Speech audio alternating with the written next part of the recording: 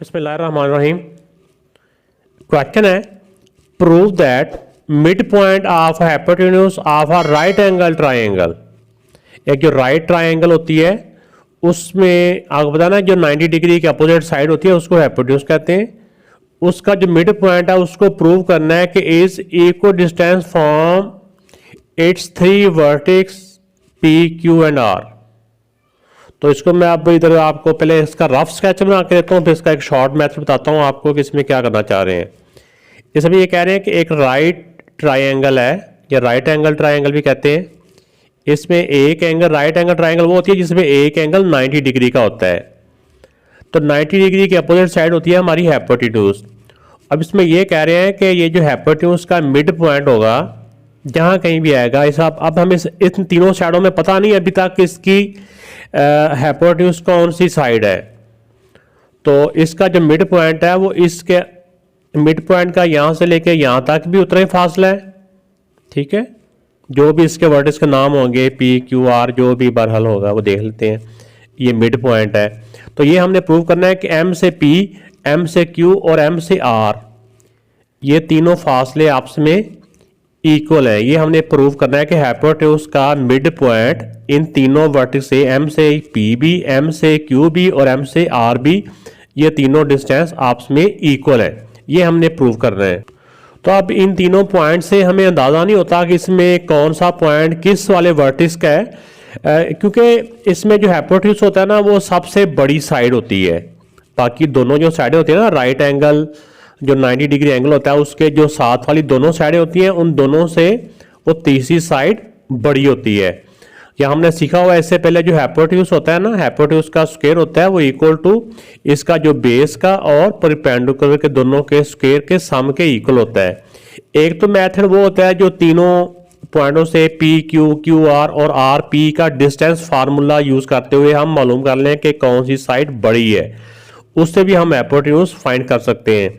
लेकिन जो दूसरा मेथड है जो यहाँ पे मैं अब करने वाला हूँ वो मैं इसको इन पॉइंट्स को ग्राफ पेपर के ऊपर इनको प्लॉट करूंगा, फिर हमें वहां से डायरेक्ट पता चल जाएगा कि इसमें हाइपोटेन्यूज कौन सी साइड है। तो ये भी एक इसका जो हाइपोटेन्यूज फाइंड करने का शॉर्ट मेथड है। और क्योंकि वो पूरी वर्किंग जो करनी होती है ना वो कंपल्सरी नहीं है। कंपल्सरी इसमें ये होता है कि सिर्फ हाइपोटेन्यूज का मिड पॉइंट को हमने चेक करना है। तो इसमें आप देखें कि पहले जो पी पॉइंट दिया हुआ है इसको अब हम प्लॉट करते हैं। पी का -2 एंड 5, एक्स -2 है और वाई +5 है। -2 ये और +5 ये इधर से जाएंगे इधर को और 5 के सामने। ये पॉइंट हमारा हो गया पी। इसके बाद क्यू है 1 एंड 3, x1 है y3 है, x1 और y3 के सामने ये हमारा हो गया क्यू पॉइंट। आर पॉइंट हमारा है x-1 है और y0 है, x-1 और y0 इसी जगह पे आ जाएगा। ये पॉइंट हमारा हो गया आर। अब इन तीनों पॉइंट्स को आप आपस में ज्वाइन कर लें और फिर आपको अंदाज़ा हो जाएगा कि हमारा हाइपोटेन्यूज कौन सा है।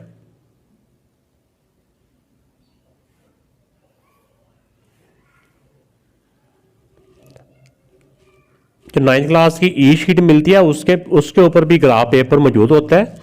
और जिन जगहों पे अगर ग्राफ जो ई शीट अभी तक नहीं है वहाँ पे ग्राफ पैड या ग्राफ पेपर वैसे ही ले जाना अलाउ होता है क्लास 9th के लिए। तो अब देखिए हमें अंदाज़ा हो रहा है कि कौन सा एंगल 90 डिग्री का बन रहा है।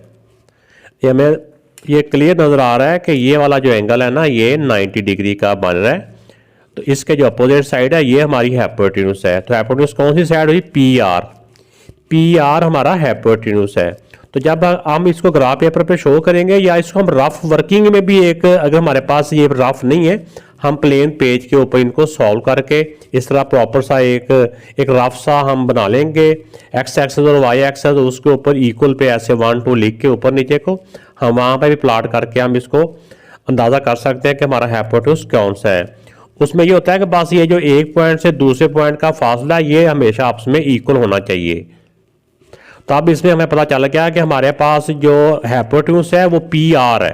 तो अब सबसे पहले हमने पी आर का जो है ना मिड पॉइंट मालूम करना है। तो जब पेज के ऊपर हमने इसको सॉल्व करना है तो हमने एक ये इस तरह की जो एक फिगर है या ट्रायंगल है, जो भी वो कहें, वो हमने बना लेनी है। ये कोई मेजरमेंट करके नहीं बनाई होती, ये रफ सी बनाई होती है, ताकि इससे हमें एक हेल्प मिल जाती है कि हम अब क्या करने वाले हैं। तो पहले हम इसका मिड पॉइंट के जो है पॉइंट्स वो मालूम कर लेते हैं।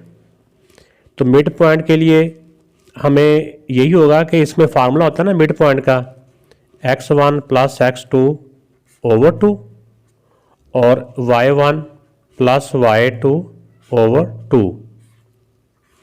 तो ये मिड पॉइंट फाइंड करने का ये फार्मूला होता है। अब इसमें ये मैंने लिख भी दिए कि जिसका मिड पॉइंट फाइंड करना है वो पॉइंट मैंने साथ साथ भी लिख लिए। अब इसमें ये x1, ये y1, ये x2, y2।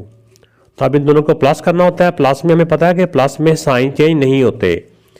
तो अब x1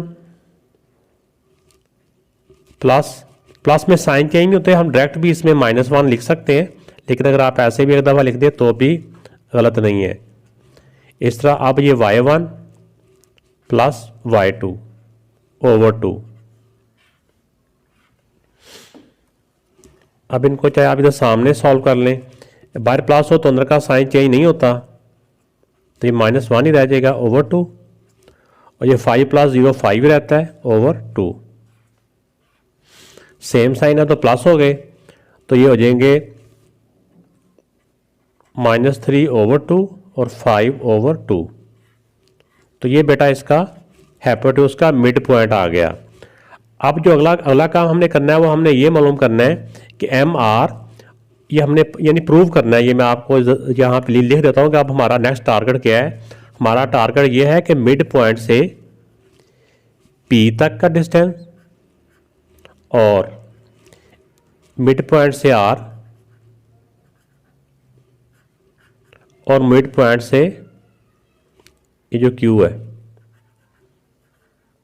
इसका जो डिस्टेंस हमें चेक करना है और ये प्रूव करना है कि ये तीनों इक्वल हैं, ये तीनों डिस्टेंस आपस में इक्वल हैं या नहीं है। तो इसका मतलब हुआ कि अब हम ये मालूम करेंगे MP, MR या RM, ये जैसे मर्जी कर लें, आंसर एक ही आता है, MQ या QM कर लें जैसे भी। तो अब हमने ये तीनों वैल्यू मालूम करनी है डिस्टेंस की। तो अब हम पहले MP फाइंड कर लेते हैं। तो इसमें हो जाएगा MP, M के पॉइंट ये हो गए यानी मिड पॉइंट के, और P के पॉइंट ये हो गए। तो ये distance formula x2 - x1 whole square plus y2 - y1 whole square और सबका स्क्वायर रूट। तो अब इसमें ये x1, y1, x2, y2। अब x में से x को माइनस करना होता है डिस्टेंस फार्मूले में, और y में से y को माइनस करना होता है। अब देखें कि y2 में से ये y माइनस कर देंगे, होल स्क्वायर, ये वाला फार्मूले का होल स्क्वायर। अब y2 5 - 5/2 होल स्क्वायर, और सबका आप स्क्वायर रूट कर देंगे -2 बाय, ये पहले ब्रैकेट के अंदर वालों को सॉल्व करना है क्योंकि ऊपर स्क्वायर है ना, स्क्वायर को बाद में सॉल्व करना होता है। तो बाहर माइनस हो तो अंदर का साइन प्लस हो जाता है।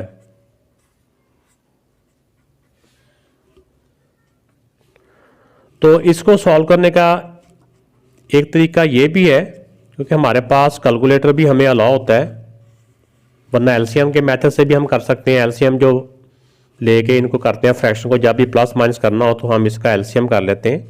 तो नहीं तो कैलकुलेटर से हम कर सकते हैं -2 + 3/2। देखते हैं कि इसका आंसर क्या आता है। इसका आंसर आ जाता है -1/2 होल स्क्वायर प्लस, अब इसी तरह 5 - 5/2, इसको भी सॉल्व करेंगे। 5 में से 5/2 माइनस करेंगे तो आ जाएगा 5/2 होल स्क्वायर।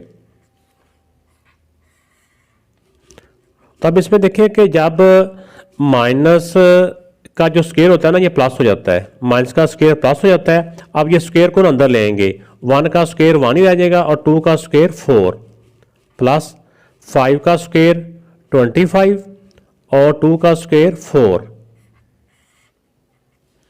इनको मजीद यहाँ पे सॉल्व कर लें। अब जब डिनोमिनेटर सेम हो ना, तो हम डायरेक्ट भी इसको ऐसे कर सकते हैं। ये डिनोमिनेटर जो जब सेम हो तो एक दफ़ा आ जाता है 1 + 25। तो 25 में 1 प्लस करें तो 26/4। इसको ना इसी फॉर्म में रहने दें, मजीद इसको सॉल्व ना करें। करने को तो ये ये कैंसलेशन हो सकती है ना, लेकिन करने की ज़रूरत नहीं है, क्योंकि अब हमने एक एम पी जो है ना हमने 3 साइडें मालूम करनी थी ना, इसी तरह एक मालूम कर लिया, बाकी 2 भी इसी तरह हम मालूम करते हैं। तो अब अगर तीनों का आंसर इक्वल आ गया तो हम कह देंगे कि इनका वो जो डिस्टेंस है इक्वल है मिड पॉइंट से। तो अब बेटा एम आर मालूम करने के लिए हमने एम के पॉइंट और आर के पॉइंट ये लिख लिए। आप ये x1 y1 x2 y2, तो x2 से x1 माइनस करेंगे, -1 माइनस ये x2 है, x2 माइनस x1, x2 ये x2 में से x1 को माइनस करेंगे, ये होल स्क्वायर फार्मूले का। अब y2 minus y1 0 minus 5/2 whole square. अब इसमें हमने सिंपली ये करना है कि सबसे पहले इस ब्रैकेट के बाहर माइनस है तो इसको हम कर लेंगे साइन चेंज, अंदर का साइन चेंज होकर प्लस हो गया, प्लस। तो जीरो को किसी भी नंबर्स में प्लस किया जाए या माइनस किया जाए उस नंबर पे कोई फर्क नहीं पड़ता, वो नंबर वही का वही रह जाता है। इस तरह से होल स्क्वायर हो गया। अब इसमें इसको भी आप प्लस कर लें, यानी कि डिफरेंट साइन आप माइनस ही होंगे ना, तो प्लस का मतलब होता है कि जो साइन होते हैं उसके मुताबिक इनको आप सॉल्व कर लें। तो इसको हम कर लेते हैं कैलकुलेटर से ही। तो कैलकुलेटर से किया तो इसका आंसर आ गया 1/2, ये पॉजिटिव का 1/2, ये ऊपर स्क्वायर एज इट इज, और इसका जो माइनस का स्क्वायर होता है ना ये प्लस हो जाता है। बाकियों को फिर इकट्ठा ही सॉल्व कर लेते हैं कि जब इसका स्क्वायर सॉल्व करना है साथ इसका स्क्वायर भी उसी वक्त कर लेंगे। अब देखिए 1 का स्क्वायर 1 ही होता है और 2 का स्क्वायर 4 प्लस 5 का स्क्वायर 25 और 2 का स्क्वायर 4, इनके स्क्वायर सॉल्व हो गए। अब सेम वेरिएबल हो तो हम इनको यही इनका 4 और 4 का एलसीएम 4 ही रह जाएगा, 1 + 25। नहीं भी हो तो आप कैलकुलेटर से ऐसे कर सकते हैं 1 प्लस यानी 1/4 + 25/4। अब 25 में 1 प्लस किया तो 26/4। तो ये हमारी सेकंड जो था डिस्टेंस मालूम करना वो आ चुका है। अब हम तीसरा जो डिस्टेंस है ना हमारा वो मालूम करते हैं, क्योंकि हमारा ये भी हम मालूम कर चुके हैं, ये भी मालूम कर चुके हैं। अब मालूम करना है एम क्यू, एम से क्यू तक का डिस्टेंस चेक करना है कि ये भी जितना उनका आ रहा है ये भी उतना ही आ रहा है या कुछ और आ रहा है। तो इसमें चाहे हम एम क्यू कर लें या क्यू एम कर लें, जैसे मैंने पहले बताया था, इससे कोई फ़र्क नहीं पड़ता, आंसर सेम आता है। अब हमारा ये x1 y1 ये x2 y2 है। फार्मूला मैंने लिख दिया है, वैसे आपके लिए ये फार्मूला हर पार्ट में लिखना ज़रूरी नहीं है, ये सिर्फ इसलिए कि बच्चों को अगर समझ में कोई होती है ना किसी के कम आ रहा होता है फार्मूला या ज़हनी तौर पे नहीं उनको समझ इतना रहता याद नहीं रहता है, तो ताकि वो यहाँ से देख के दोबारा से वैल्यू आराम से पुट कर लें। अब ये x2 में से x1 को माइनस करना है, x2 minus x1 whole square plus y2 minus y1, y2 minus y1 whole square, और सबका फार्मूले का स्क्वायर रूट। तो यहाँ पे हम क्या करेंगे कि पहले ब्रैकेट के बाहर माइनस है, तो बाहर माइनस हो तो अंदर का साइन चेंज होता है, माइनस है चेंज होकर प्लस हो जाएगा। ये 3 - 5/2, इसको आप कैलकुलेटर से कर लें, नहीं तो बाकी मैंने कैलकुलेटर से कर दिया, ये मैं आपको मैन्युअली तौर पे करवा देता हूँ। इसमें देखिए इसको 2 और 1 का एलसीएम 2 होता है। अब 1 को 2 करने के लिए किससे मल्टीप्लाई करेंगे? 2 से, तो इसको भी 2 से मल्टीप्लाई करेंगे तो 3 × 2 = 6। ये 2 को 2 करने के लिए 1 ही, इसको भी 1 से मल्टीप्लाई करेंगे तो 5 × 1 = 5। तो सारे का था ये। तो इसी तरह अब हम इसका भी एलसीएम लेंगे, 2 और 1 का एलसीएम 2 होता है। इसको 2 करने के लिए किससे मल्टीप्लाई करेंगे? 2 आता है, इसको 2 से, तो इसको भी 2 से मल्टीप्लाई करेंगे। 2 × 1 = 2 प्लस ये पहले 2 है, इसको 1 से मल्टीप्लाई करेंगे तो ऊपर वाले को 1 से, 3 × 1 = 3 होल स्क्वायर। ये 6 में से 5 माइनस किया 1, 1/2 होल स्क्वायर, 2 में 1 प्लस किया 5, 5/2 होल स्क्वायर प्लस, इसको एक दफ़ा ऐसे लिख लेते ताकि इकट्ठे स्टेप हों दोनों साइडों पे। अब 5 का, अब इसके स्क्वायर को सॉल्व कर लेंगे। 5 का स्क्वायर 25 और 2 का स्क्वायर 4 प्लस 1 का स्क्वायर 1 ही रह जाएगा और 2 का स्क्वायर 4। अब पहले तो मैंने इसको भी कैलकुलेटर से किया था, लेकिन आपने कैलकुलेटर से कर लेना है अगर आपको, क्योंकि ये स्टेप बच्चों को नॉर्मली आते होते हैं। ये क्लास 4-5 से एलसीएम लेना फ्रैक्शन का बच्चों ने सीखा होता है, इसलिए फिर यहाँ पे जिनको ये आते हैं मैथड वो इसको डायरेक्ट इसको वीडियो को फॉरवर्ड कर लें।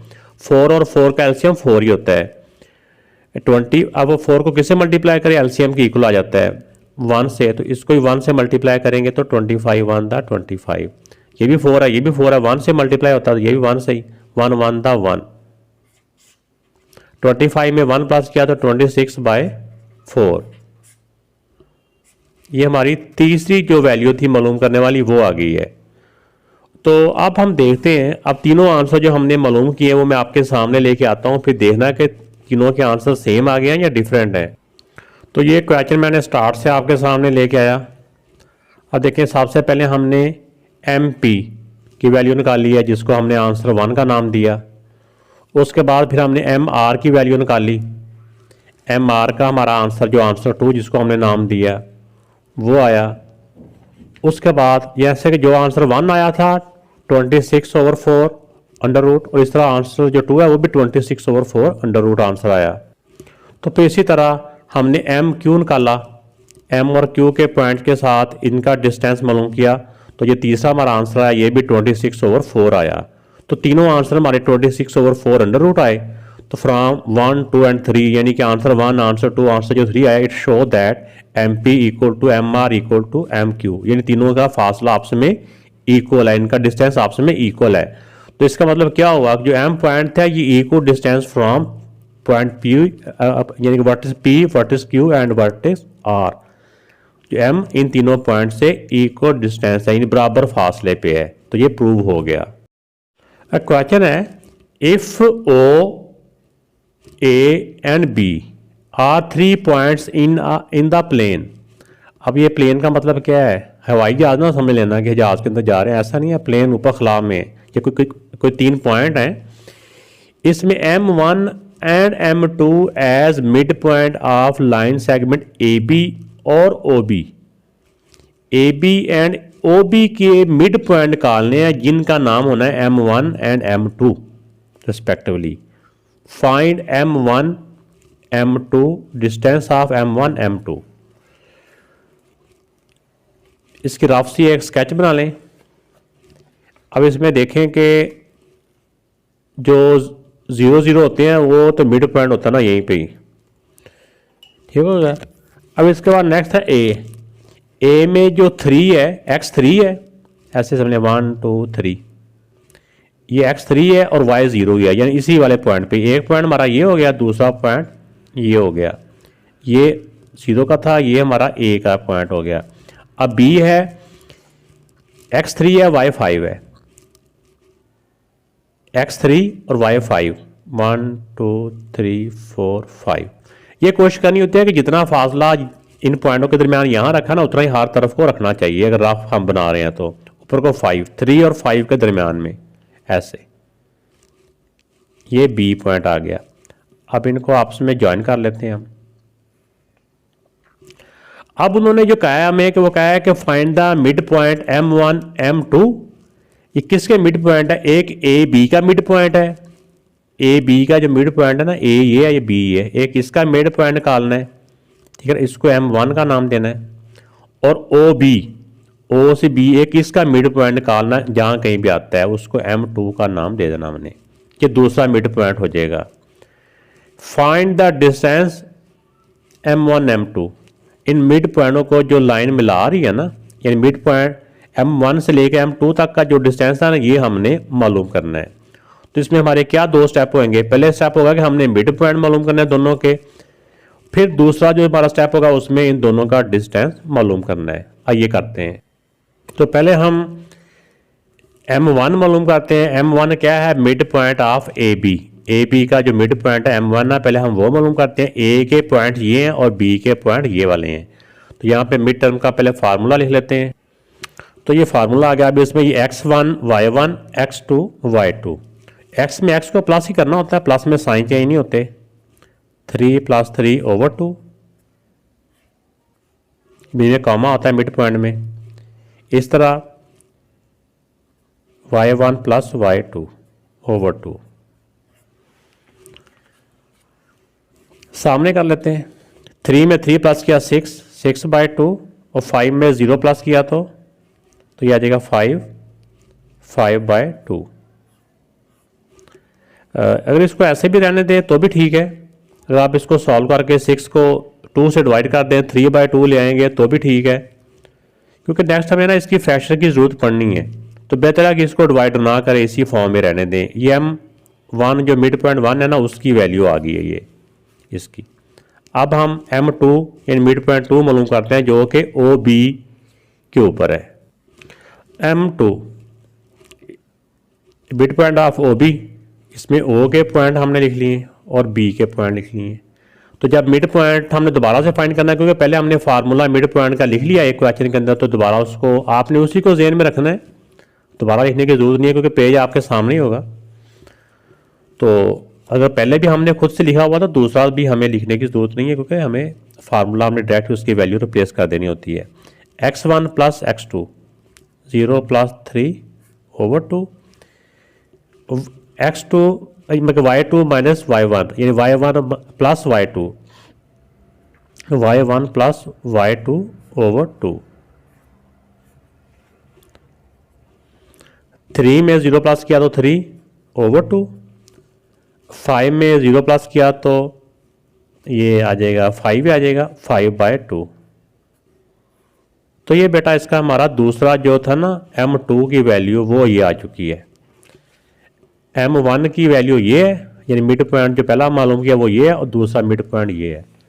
अब हमने क्या करना है, उन्होंने कहा था M1 और M2 का जो डिस्टेंस है ना, इस वाले जो सेगमेंट है इसका डिस्टेंस मालूम करना है M1 और M2 का। तो अब हम वो डिस्टेंस का फार्मूला अप्लाई करते हुए इसकी वैल्यू निकाल लेते हैं। तो ये अब हम M1 M2 जो का जो डिस्टेंस है ये मालूम करेंगे। ये मैंने डिस्टेंस का फार्मूला भी लिख दिया। अब जो ये x2 y2 है और ये हमारा x1 y1 है, तो मैं इसके सामने ही वो लिख देता हूँ। अब आपको अंदाज़ा हो जाएगा कि ये फ्रैक्शन जो हमने कैंसिल नहीं की थी इसका हमें क्या फ़ायदा हो रहा है यहाँ पे। तो इसमें ये हो जाएगा कि x2 में से x1 माइनस करेंगे, x2 - x1 होल स्क्वायर फार्मूले का, plus y2 - y1 whole square फार्मूले का, और स्क्वायर रूट भी ये फार्मूले का जो है वो।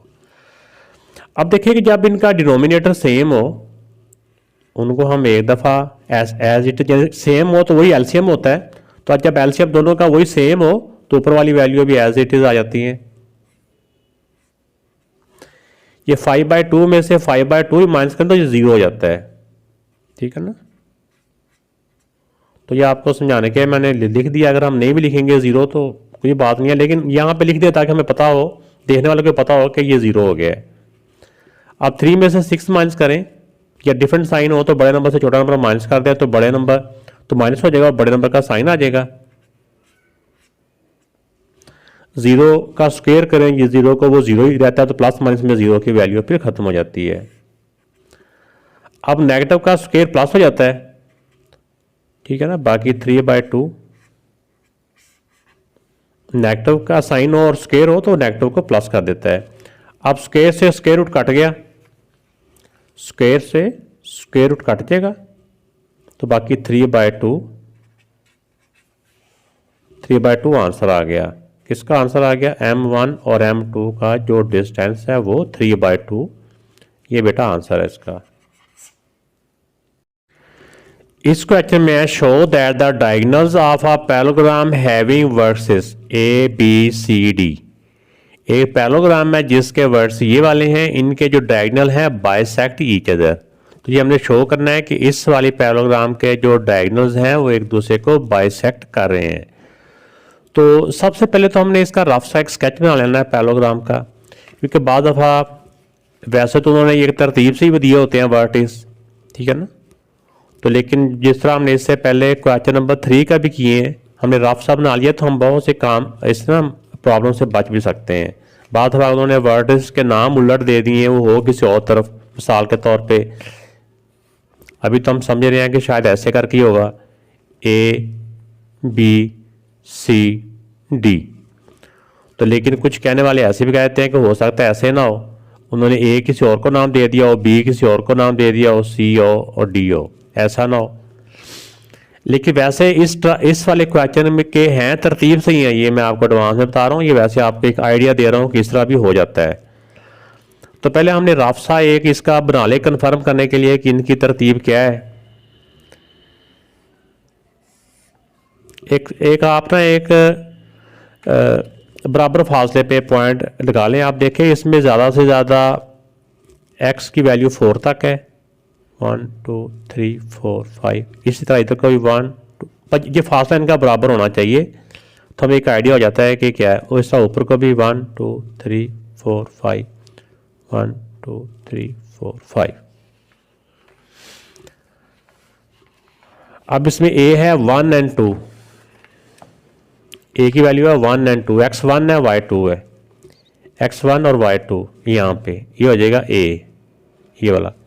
b क्या है, x4 है y2 है, x4 है और y2 उसी के सामने ही 2 3 4 यहाँ पे। अब इसी तरह c है -1 -3, x -1 है, x -1 और y -3, 1 2 3 यहाँ पे आ जाएगा, ये आ गया c। अब d है x -4 है और y -3 है, 1 2 3, x -4 और y -3 इसके सामने, ये आ जाएगा d। आप इन चारों पॉइंट्स को आपस में मिला दें तो हमें अंदाज़ा हो गया कि ये एक पैरेललोग्राम ही है और इसकी तरतीब ठीक ही है ABCD। तो इनके जो अब डायगोनल बनने हैं वो डायगोनल क्या होंगे, डायगोनल होते हैं जो अपोजिट कॉर्नर को आपस में मिला रहे होते हैं, A और C ये वाला डायगोनल है और एक ये BD। इन दोनों का मिड पॉइंट निकालेंगे, मिड पॉइंट दोनों के सेम आ जाए तो हमने कहना है कि ये दोनों एक दूसरे को बाइसेक्ट कर रहे हैं, दोनों डायगोनल एक दूसरे को बाइसेक्ट कर रहे हैं। तो पहले हमने क्या मालूम करना है इसमें, AC का मिड पॉइंट और BD का मिड पॉइंट। तो इसमें अब हम सबसे पहले AC का मिड पॉइंट निकाल लेते हैं, उसका नाम मिड पॉइंट का रख दिया हमने M1। तो मिड पॉइंट का फार्मूला ये है, A और C का मिड पॉइंट है तो A के जो कोऑर्डिनेट्स हैं वो लिख दिए, इस तरह C के लिख दिए ताकि हमारे सामने आ जाएंगे, वरना आपके सामने क्वेश्चन होगा हम वहाँ से डायरेक्ट भी लिख सकते हैं। ये x में x को प्लस करना होता है, प्लस में आपको पता है साइन चेंज नहीं होता, प्लस के अंदर साइन चेंज नहीं होते, जो साइन होते हैं वही साइन रह जाते हैं। अगर आप डायरेक्ट भी कर लें तो भी ठीक है। y में y को प्लस करना है, प्लस में साइन चेंज नहीं होता, 2 -3/2, 1 से 1 माइनस किया 0/2, 2 से 3 माइनस किया तो -1 आ जाता है /2। अब 0 को जिस नंबर से मर्जी डिवाइड कर लें वो 0 ही रह जाता है, ये आ जाएगा 0, यहाँ लिख लेते हैं नीट करके सामने। 0 को 2 से डिवाइड किया तो 0 बन गया और ये -1/2, ये हमारा AC का मिड पॉइंट आ गया। अब इसी तरह अब हमने BD का मिड पॉइंट निकाल लेना है, B और D का डायगोनल जो है ना, जो BD जो डायगोनल है उसका मिड पॉइंट फाइंड करेंगे। तो ये mid point of diagonal BD diagonals का अब हम मिड पॉइंट मालूम कर रहे हैं। तो ये फार्मूला आ गया मिड पॉइंट का। अब इसमें ये x1 y1 x2 y2, x में x को प्लस करेंगे, प्लस के अंदर हमें पता है कि साइन चेंज नहीं होता, ये -4 था तो -4 ही साथ आ गया /2। y में y को प्लस करेंगे, प्लस में साइन चेंज नहीं होता,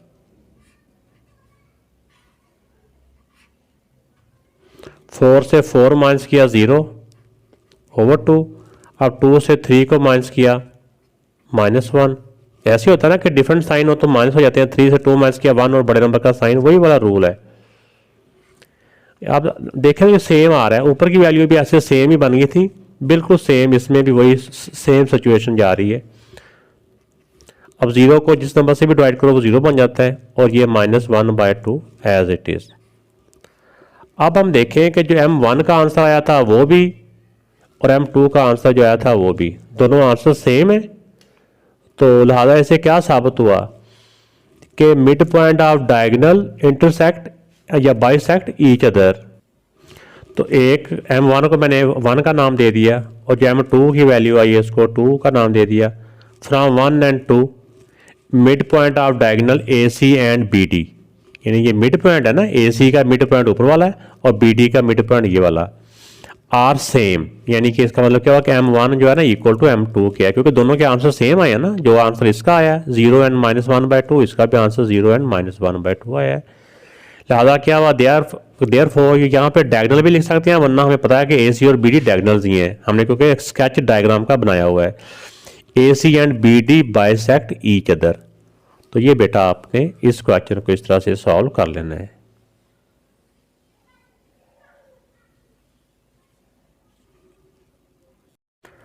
क्वेश्चन है the vertices of a triangle are PQR। ये उसके वर्ड्स भी दिए हुए हैं और ट्रायंगल का नाम भी PQR है। Show that the length of line segment joining the mid point. एक ट्रायंगल बना लें पहले,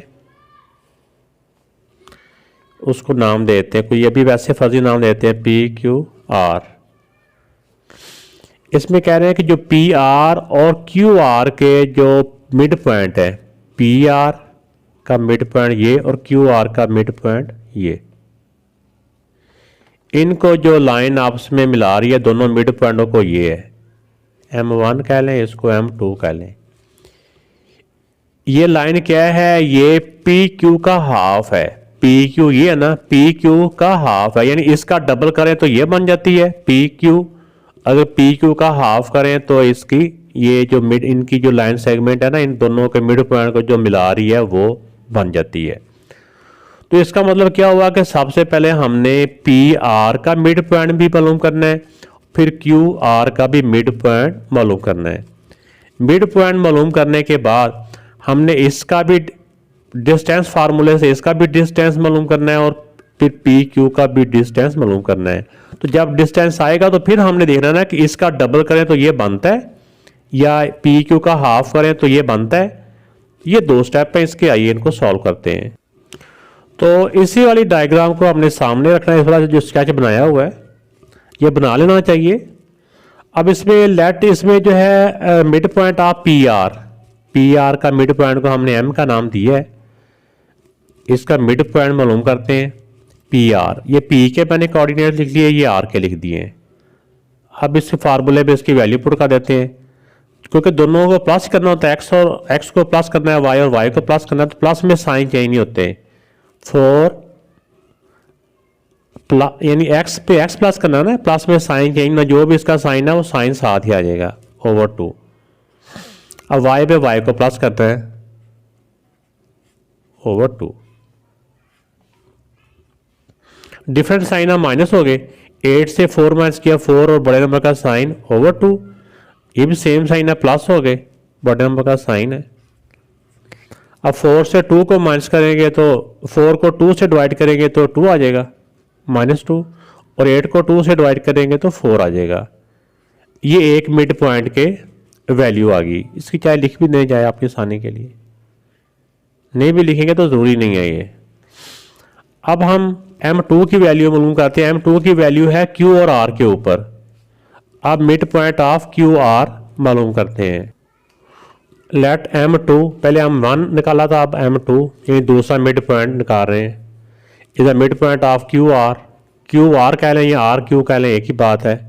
इसके जो वर्टिक्स के जो पॉइंट थे वो लिख लिए हमने, Q के भी R के भी, इन दोनों का मिड पॉइंट निकालना है ना, तो साथ ही लिख लो ताकि यहाँ से देख के लिखने में आसानी हो। अगर हम दूर से बुक से देखेंगे तो हो सकता है कि हमारा ध्यान किसी और तरफ चला जाए। अब X में X को प्लस करना है, प्लस में पता है कि प्लस में साइन चेंज नहीं होता, X1 plus X2,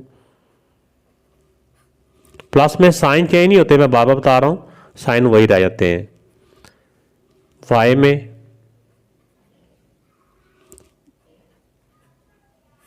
y1 plus y2 over 2। अब इनको सॉल्व कर लें। क्यू की वैल्यू ये भी -2 है, तब दोनों के सेम साइन है, प्लस हो गए 8 + 2 10 और बड़े नंबर का साइन ओवर 2। ये दोनों के डिफरेंट साइन है, माइनस हो गए, बड़े नंबर का साइन भी आ गया 7 ओवर 2। इनको मजीद आप सॉल्व कर लें। 10 को 2 से डिवाइड किया तो 5, डिफरेंट साइन हो तो माइनस का साइन होता है डिवाइड में। 2 को 2 से डिवाइड किया तो 1 और डिफरेंट साइन हो तो डिवीजन में माइनस का साइन होता है। ये हमारा आ गया -5 एंड -1। ये m2 की वैल्यू आ गई है। m1 की वैल्यू ऊपर निकाली थी हमने, ये वाली, और m2 की ये है।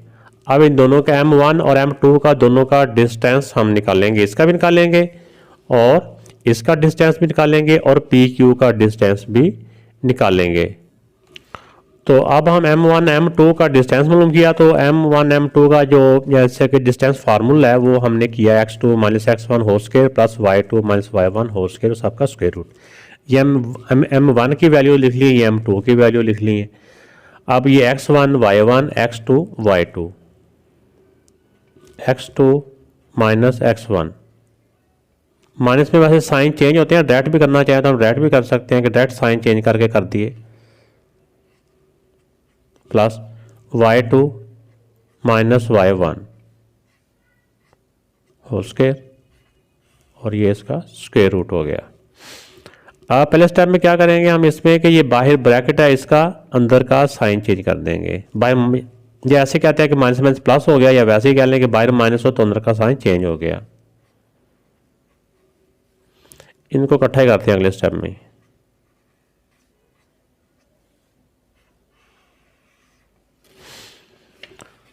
तब देखें कि दोनों के डिफरेंट साइन हो तो माइनस हो जाते हैं। 5 से 2 माइनस किया 3 और बड़े नंबर का साइन प्लस माइनस में। ये भी सेम साइन हो तो प्लस हो जाते हैं। 4 + 1 5 और बड़े नंबर का साइन होल स्क्वायर। अब -3 का स्क्वायर क्या होता है? -3 का स्क्वायर +9 होता है और -5 का स्क्वायर होता है +25। 25 में 9 प्लस किया तो ये आ जाएंगे 34।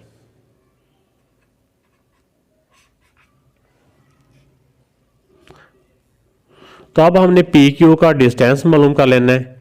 P के पॉइंट हो गए, वर्ट्स हो गए, और Q के ये पॉइंट हो गए। तो अब फार्मूला ये होता है ना x2 - x1। x2 में से x1 को माइनस किया होल स्क्वायर प्लस y2 में से y1 को माइनस किया इसका स्क्वायर।